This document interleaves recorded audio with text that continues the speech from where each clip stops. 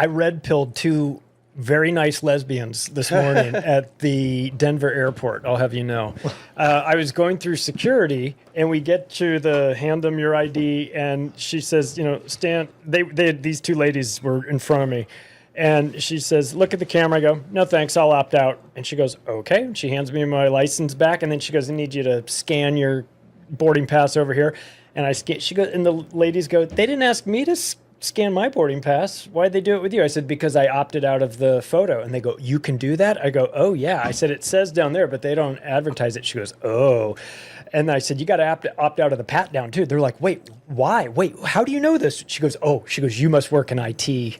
I go, "Well, you must know kind of." Yeah, I mean, it's super interesting because it's like convenience. They try to make it, the more you give into us, the more convenient your life gets, and our convenience will be our enslaver. Yeah, you should have seen us coming back from an Acapulco connecting through Dallas. There was a bunch of us on that Acapulco to Dallas flight. That must have been a hard day for TSA. Clearing customs. I look back, I go through, everybody is opting out. So there's a line of people to do the pat down, and I see this guy yelling at the TSA lady going, "Get me your manager. Bring your manager out here. I dare you." And I was like, oh, it's going to be a long day for these long people. day. They talk about that forever. Remember that day when all those weirdos came through? Yeah. But these ladies were willing. They wanted to know. They said, "How do you know?" I said, "I write books about government overreach and things like that." Oh, and she's like, "Well, tell me more about." And I was like, "I'm about to get the pat down."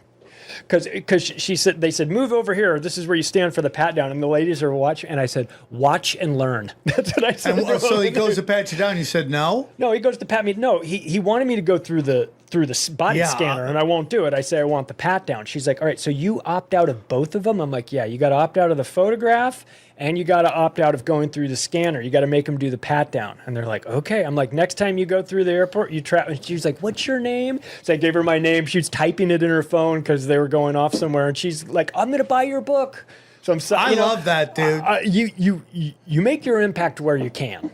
You know what I mean? Some people will listen to you. Some people will think you're nuts. That's okay. But you impact the people who you think are listening, who are genuinely curious. If somebody wants to argue with you, like you've done this too long, you just say, "No, I'll prioritize my energy. I'll focus on something else." That's all I do. I'm not going to convince you of something you don't want to be convinced of, and I don't get commission on you converting over to. So you do you, man. Do whatever it is.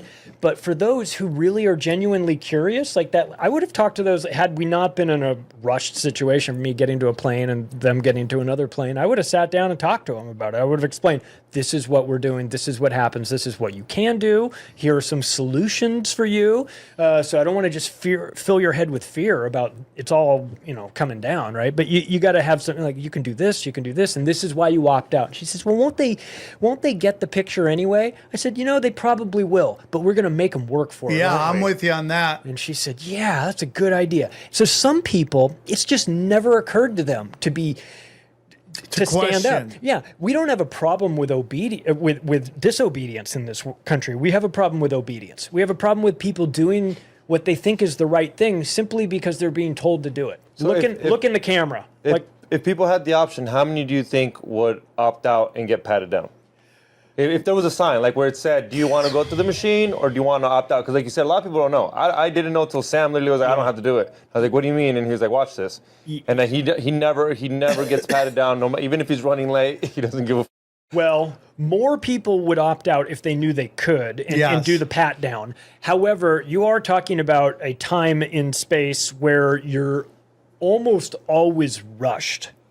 So there's a temptation to want to get through security faster. Yeah. And when you opt out, they say, "Go stand over there." And you stand there. And I've stood waiting for them for 10 minutes for them to bring a person over while you're trying to keep an eye on your luggage, which is already gone through security. And it's stressful. And of course, they don't make it any less stressful. They actually want it harder. Right. Can I ask though? Okay, so there's a really negative and this kind of negative mindset that's pervading the woke, or the awake people like us right now toward American values, like freedom, like this idea that we were sold a false bill of goods. It's not a real thing. But that suggests the fact that you can do that in that moment suggests that the Constitution and the rules must mean something to the power structure. For now.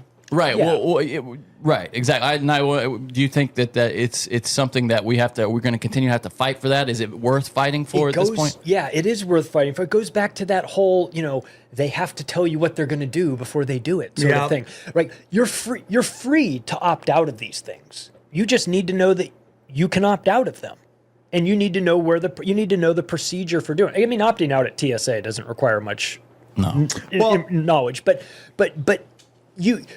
the answer is yes, it always matters. You should salt your information every chance you get. You should opt out every chance you get. You should throw sand in the gears of the machine every single chance you get.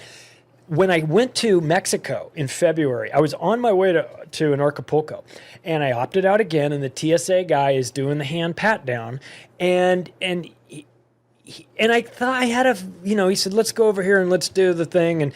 And I thought, I don't know why, I thought there was a chance with this guy. And he looked like a kind of a bruiser. He didn't look like a real fun guy, but he says, where are you going? I said, Acapulco. He said, business or pleasure? And I said, actually, business. He goes, wow, what kind of business do you do?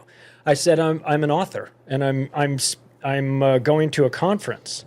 And I could have left it there. And he goes, what kind of conference? And I go, well, it's the largest anarchist conference in the world, and I'm going to MC it. And he's on his knees. He's in the middle of patting me down. He's on his knees. He looks up at me and he goes, that sounds awesome. And there was part of me, there was a moment in time where I thought I wanted to stick my arm. There's half of me that was like, that wanted to dunk on this guy. Like, how dare you work for the machine of TSA? Like, I want you to go home and cry yourself to sleep and think there's some guy out there who's going to Acapulco on work to talk. There's part of me that wanted to dunk on him. But then the other half of me wanted to stick my arm out and go, come with me, brother. I'll get you out of this mess. We got to break you out of here. Free. Like, you're almost there. You're starting to ask questions. You're starting to realize it's bullshit. You know what I mean? So there's always a chance, right? You talk to somebody, and what's funny is that I can make inroads with perfect strangers, and yet sometimes the people closest to me, there's nothing there.